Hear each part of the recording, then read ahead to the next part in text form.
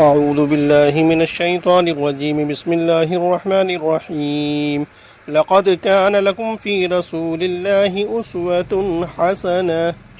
میرے بھائیوں، محمد رسول اللہ صلی اللہ علیہ وسلم کی پیروی کس چیز میں اور کیوں کرنی چاہیے، اس کے لیے آج ہم کو سیرت نبی صلی اللہ علیہ وسلم کا عملی پہلو دکھانا ہے۔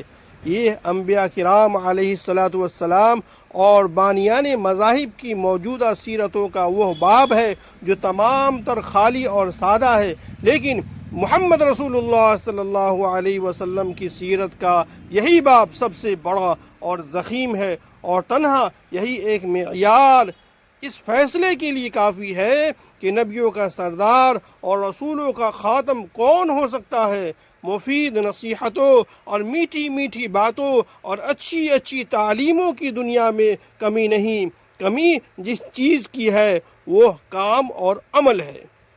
موجودہ مذاہب کے شارعوں اور بانیوں کی سیرتوں کے تمام صفحے پر جاؤ، دل آویز حکایتیں ملیں گی، خطیبانہ بلند آہنگیاں ملیں گی، تقریر کا زور و شور اور فصاحت و بلاغت کا جوش نظر آئے گا۔